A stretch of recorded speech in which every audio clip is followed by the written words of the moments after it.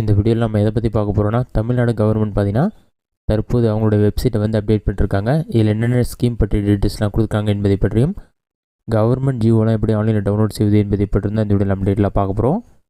இதற்கு பார்த்தீங்கன்னா ஃபஸ்ட்டு உங்களோட மொபைலில் ஏதாவது ஒரு ப்ரௌசர் ஓப்பன் பண்ணிக்கிங்க.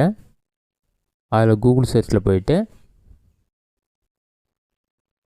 TNGOV இல்லைன்னு சொல்லி டைப் பண்ணுங்கள். அப்படி இல்லைனா tn.gov.in சொல்லி டைப் பண்ணுங்கள். அந்த மாதிரி நீங்கள் டைப் பண்ணி வைக்க கொடுத்தீங்கன்னா கவர்மெண்ட் ஆஃப் தமிழ்நாடுன்னு சொல்லிவிட்டு தமிழ்நாடு கவர்மெண்ட் வெப்சைட் ஓப்பன் ஆகிடும். ஓப்பன் ஆன பிறகு உங்களுக்கு இந்த மாதிரி தான் ஷோ ஆகும்.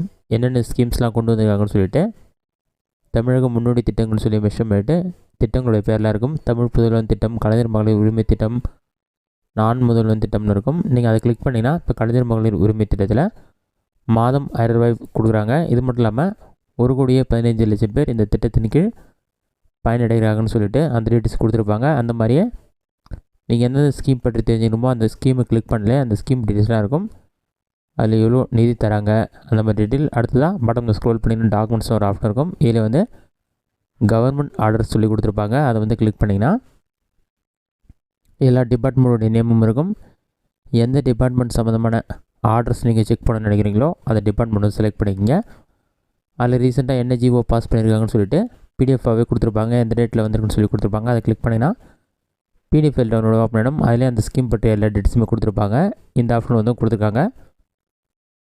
அடுத்ததாக பாலிசி நோட்ஸ் கொடுத்துருக்காங்க. அடுத்ததாக புதுசாக அனௌன்ஸ்மெண்ட் ஏதாச்சும் வந்திருக்கான்னு சொல்லி நீங்கள் செக் பண்ணுறதுக்கு அனௌன்ஸ்மெண்ட் ஆப்ஷனை கிளிக் பண்ணி குறிப்பிட்ட டிபார்ட்மெண்ட் செலக்ட் பண்ணி நீங்கள் செக் பண்ணி பார்த்துக்கொள்ள முடியும். அதுக்கான ஆப்ஷன் கொடுத்துருக்காங்க. அடுத்ததாக ப்ரெஸ் ரிலீஸ் சொல்லிவிட்டு சமீபத்திய நிகழ்வுகள் என்னென்னு சொல்லிவிட்டு உங்களுக்கு ஃபோட்டோவோடய கொடுத்துருப்பாங்க, நியூஸ் பேப்பர் அட்டாச் பண்ணி.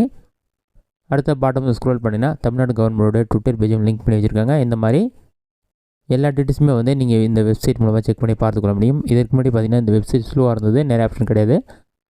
தற்போது இந்த வெப்சைட் அப்டேட் பண்ணிவிட்டு இன்னும் நிறைய புதிய டீட்டெயில்ஸ் வந்து எனபிள் பண்ணியிருக்காங்க.